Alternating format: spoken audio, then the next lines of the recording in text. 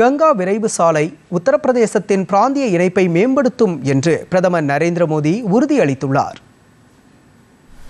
உத்தரப்பிரதேச மாநிலத்திற்கு சென்றுள்ள பிரதமர் நரேந்திர மோடி அங்கு 36,230 கோடி ரூபாய் மதிப்பிலான கங்கா அதிவிரைவு சாலையை திறந்து வைத்தார்.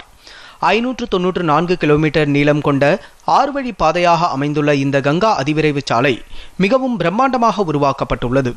விழாவில் உரையாற்றிய பிரதமர், உத்தரப்பிரதேச மக்களின் கனவாக இருந்த கங்கா விரைவு சாலை மாநிலத்தின் வளர்ச்சிக்கு உயிர் நாடியாக இருக்கும் என்றார். உட்கட்டமைப்பு வசதிகள் நாட்டின் அதிவேக வளர்ச்சியை பிரதிபலிப்பதாக குறிப்பிட்ட அவர், நாட்டிற்கும் ஒளிமயமான எதிர்காலத்தை ஏற்படுத்தும் என்று தெரிவித்தார். இரட்டை எஞ்சின் அரசு அடிக்கல் நாட்டுவதற்கு மட்டும் முக்கியத்துவம் அளிக்காமல் குறித்த நேரத்தில் திட்டத்தை நிறைவேற்றி தொடங்கி வைப்பதற்கும் பாடுபட்டதாக அவர் கூறினார். जैसे मां गंगा हजारों वर्षों से यूपी की और इस देश की जीवन रेखा रही है, वैसे ही आधुनिक प्रगति के इस दौर में उनके समीप से गुजरता ये एक्सप्रेसवे ये यूपी के विकास की नई लाइफलाइन बनेगा. மீரட் மற்றும் பிரயாக்ராஜ் நகரங்களுக்கு இடையிலான பயண நேரத்தை சுமார் 12 மணி நேரத்தில் இருந்து 6 மணி நேரமாக இந்த விரைவு சாலை குறைக்கும்.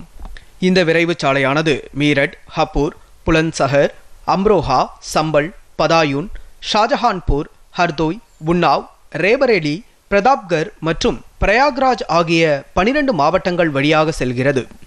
இந்திய விமானப்படையின் விமானங்கள் அவசர காலங்களில் தரையிறங்கவும் மேலே எழும்பவும் ஏதுவாக ஷாஜகான்பூரில் 3.5 கிலோமீட்டர் நீளமுள்ள ஒரு விமான ஓடுதளத்தையும் இந்த விரைவு சாலை கொண்டுள்ளது குறிப்பிடத்தக்கது.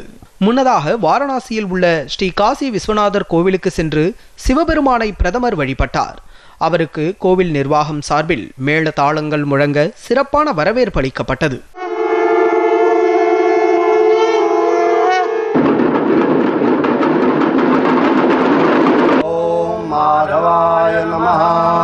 यस्मरेत पुंडरीका अरविंदे भवं भवानी नमः पार्वती पदे हर हर महादेव शमिंदातां पुनर्ब्रह्माणो वशोले धजनये.